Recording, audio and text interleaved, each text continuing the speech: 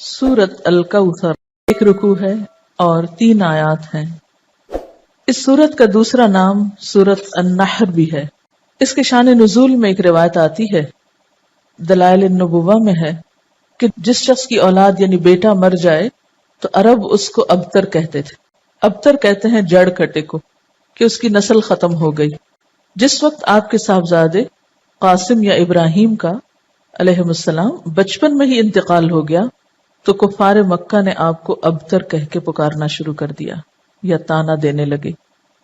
ایسا کہنے والوں میں عاص بن وائل کا نام خاص طور پر ذکر کیا جاتا ہے۔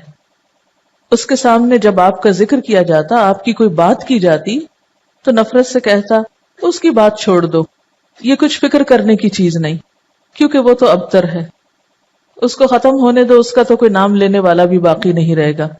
جب اس کا اپنا انتقال ہو گیا تو کوئی بھی اس کو یاد نہیں رکھے گا، کیونکہ عربوں کے ہاں بیٹے ایسی چیز تھے جن پر وہ بھروسہ رکھتے تھے اور جنہیں اپنی شان اور عزت کی چیز سمجھتے تھے۔ تو اس پر اللہ تعالیٰ نے آپ پر یہ سورت نازل فرمائی۔ بسم اللہ الرحمن الرحیم، انا اعطیناک الکوثر، بے شک ہم نے آپ کو کوثر عطا کی۔ کوثر کا لفظ کاف سے رے سے ہے، کثرت کے معنی میں۔ اس کے کئی مفہوم بتائے گئے ہیں۔ ایک معنی تو اس کا خیر کثیر سے کیا گیا ہے کہ بہت کثرت سے ملنے والی خیر اور بھلائی، کیونکہ کوثر کے لفظ میں بھی مبالغہ پایا جاتا ہے، اس کا لفظی معنی ہی خیر کثیر بنتا ہے، تو بعض نے اس کو لفظی معنی میں لیا ہے۔ پھر اسی طرح اس سے مراد وہ نہر بھی لی گئی ہے جو جنت میں آپ کو عطا کی جائے گی۔ پھر اسی طرح اس سے مراد وہ حوض بھی ہے جس سے آپ اپنی امت کو پانی پلائیں گے۔ ابن کثیر نے کوثر سے مراد خیر کثیر ہی لیا ہے، کیونکہ خیر کثیر میں پھر ساری چیزیں آ جاتی ہیں، وہ جنت کی نہر بھی آ جاتی ہے، حوض کوثر بھی آ جاتا ہے، اور آپ کو جو فتوحات دنیا میں نصیب ہوئیں، اسلام کا بول بالا ہوا، آپ کا مشن آپ کی زندگی میں مکمل ہوا، یہ تمام چیزیں اس ایک لفظ میں شامل ہو جاتی۔ گویا جتنی نعمتیں آپ کو ملیں ان سب کے لیے ایک جامع لفظ ہے کہ آپ کے دشمن آپ کے بارے میں جو بھی کہیں، لیکن ہم نے آپ کو خیر کثیر عطا کر دی ہے، وہ خیر کثیر جس کا سلسلہ دنیا سے شروع ہو کر آخرت تک جاتا ہے، یعنی صرف آخرت میں نہیں، دنیا میں بھی آپ کو خیر کثیر عطا ہوئی۔ اس کے بارے میں کچھ احادیث بھی ہیں۔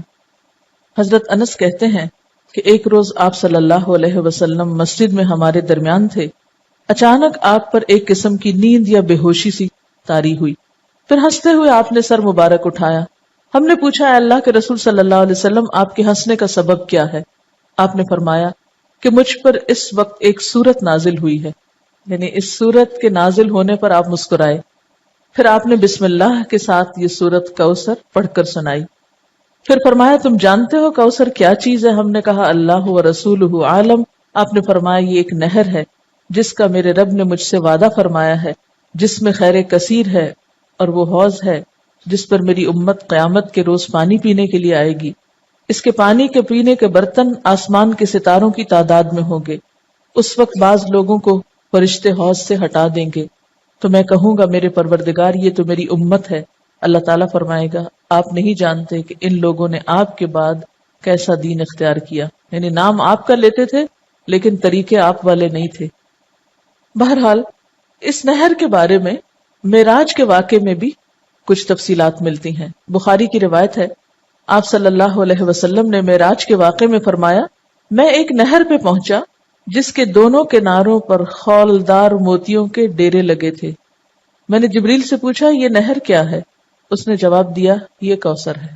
یعنی آپ کو معراج کے سفر پر وہ نہر دکھائی گئی جس میں پانی بہ رہا تھا یا جو بھی چیز، مگر اس کے کناروں کے اوپر خولدار موتی تھے۔ خولدار کا کیا مطلب ہے؟ یعنی اندر سے جن کے سوراخ ہو یا خول ہو۔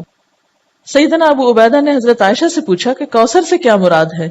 انہوں نے کہا کوثر سے ہر وہ بھلائی مراد ہے جو اللہ نے آپ کو عطا کی۔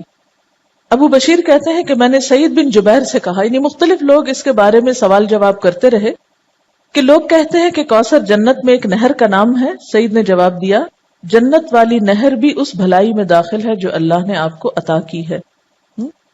گویا مختلف آراء ہیں اس بارے میں، لیکن حقیقت یہ ہے کہ اس میں وہ تمام بھلائیاں شامل ہیں جو اللہ سبحانہ وتعالی نے رسول اللہ صلی اللہ علیہ وسلم کو عطا کی۔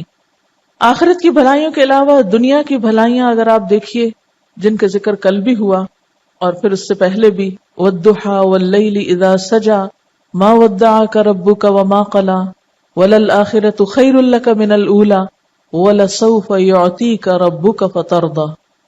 تو یہ جو ہے وَلَسَوْفَ يُعْطِيكَ رَبُّكَ فَتَرْضَىٰ، یہ بھی اسی خیر کثیر میں شامل ہے۔ پھر اسی طرح أَلَمْ نَشْرَحْ لَكَ صَدْرَكَ وَوَضَعْنَا عَنْكَ وِزْرَكَ الَّذِي أَنقَضَ ظَهْرَكَ وَرَفَعْنَا لَكَ ذِكْرَكَ، یہ بھی خیر کثیر میں شامل ہے جو آپ صلی اللہ علیہ وسلم کو عطا ہوا۔ آپ کو قرآن جیسی نعمت دی گئی اور صحابہ کرام جیسے مخلص ترین ساتھی عطا ہوئے جنہوں نے اپنی جانیں قربان کر کے اس مشن کو پروان چڑھایا جو آپ اللہ کی طرف سے لے کر آئے تھے۔ اب بات یہ ہے کہ جب بھی کسی کو کوئی نعمت ملے تو اسے کیا کرنا چاہیے؟ اس کا حق ادا کرنا چاہیے۔ اور کسی نعمت کا حق کب ادا ہوتا ہے؟ جب انسان اللہ کی مرضی اور اطاعت کے کام کرتا ہے۔ اس لیے فرمایا فَصَلِّ لِرَبِّكَ وَانْحَرْ، پس نماز پڑھیے اپنے رب کے لیے اور قربانی کیجیے۔ اس سے ایک بہت بڑے سوال کا جواب ملتا ہے کہ اللہ کا شکر کیسے ادا کیا جائے۔ آپ کو بھی خیر کثیر مل رہی ہے، قرآن کی نعمت، تو اس کے شکرانے کے لیے بھی خاص نوافل پڑھنے ہیں، ٹھیک ہے، اور اس کے ساتھ صدقہ بھی کرنا ہے۔ امید ہے یہ دو کام آپ صبح ہی کر کے آئے ہوں گے، لیکن اگر بھول گئے ہیں اور جلدی میں تھے اور ٹیسٹ کے پریشر میں تھے اور پریشانی میں تھے تو اس کے بعد آپ جا کر لیجئے، کیونکہ اسی طرح شکرانہ ادا کیا جاتا ہے۔ ایک طرف بندہ اللہ کا حق نہ بھولے اور دوسری طرف بندوں کا نہ بھولے۔